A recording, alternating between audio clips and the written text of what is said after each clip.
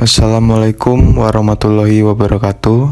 Perkenalkan, nama saya Dimas Aditya Nugroho dari Fakultas Ilmu Komunikasi bidang studi broadcasting. Di sini saya mau menjelaskan tentang Al-Quran dan Sunnah. Al-Quran adalah kitab suci dan bagian penting dalam hidup umat Islam. Bagi kaum muslimin, Al-Quran adalah hukum dan perintah, pedoman untuk berperilaku dan moral, serta berisi filosofi agama. Selain itu, Al-Quran adalah kompilasi wahyu yang diberikan kepada Nabi Muhammad dari Allah Subhanahu wa Ta'ala melalui malaikat Jibril. Al-Quran berisi petunjuk lengkap bagi umat manusia.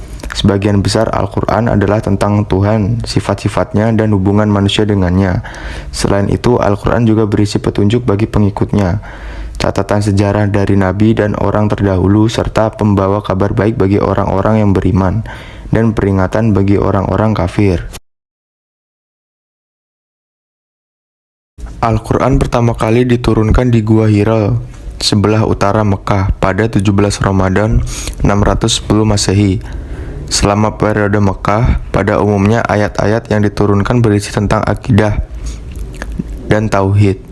Pada periode ini terdapat 86 surat yang diturunkan selama 12 tahun 5 bulan.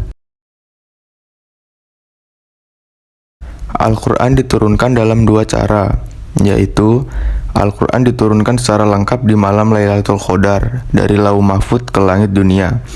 Usai diturunkan ke langit dunia, Al-Quran diturunkan ke Nabi Muhammad secara bertahap.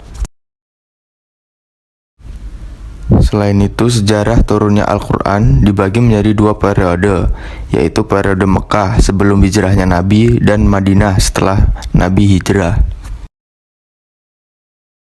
Selama periode Mekah, pada umumnya ayat yang diturunkan berisi tentang akidah atau paham terkait keimanan dan tauhid, dasar ajaran agama Islam.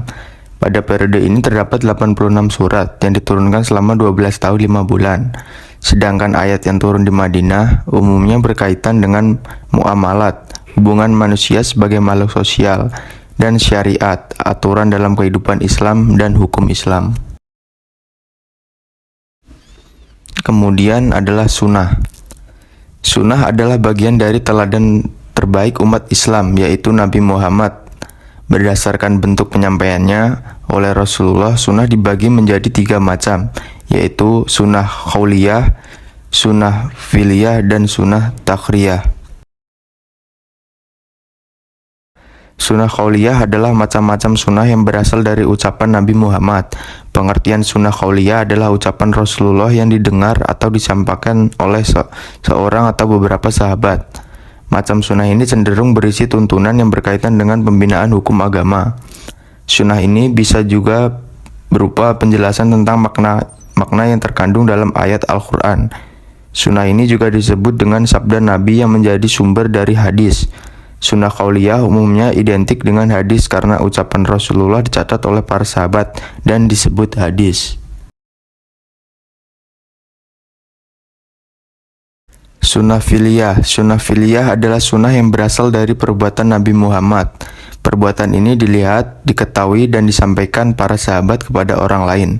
Sunnah ini bersumber dari segala bentuk perbuatan Nabi. Tindakan yang dimaksud dalam sunnah ini termasuk tindakan agama dan duniawi. Sunnah fi'liyah biasanya terkait dengan penjelasan soal ibadah dan penyelenggaraan hukum Islam. Contoh sunnah fi'liyah adalah seperti tata cara salat, puasa, haji, sedekah, dan semacamnya. Kemudian yang terakhir adalah sunnah takririyah. Sunnah takririyah adalah sikap diam Nabi Muhammad. Sikap diam ini dilakukan saat Rasul mengetahui peristiwa yang dilakukan oleh para sahabat, baik dapat berupa ucapan, perbuatan, baik kejadian tersebut disaksikan Rasul secara langsung maupun didengarnya. Demikian pembahasan dari saya mengenai Al-Quran dan Sunnah. Mohon maaf jika ada kata yang kurang berkenan. Saya ucapkan terima kasih. Assalamualaikum warahmatullahi wabarakatuh.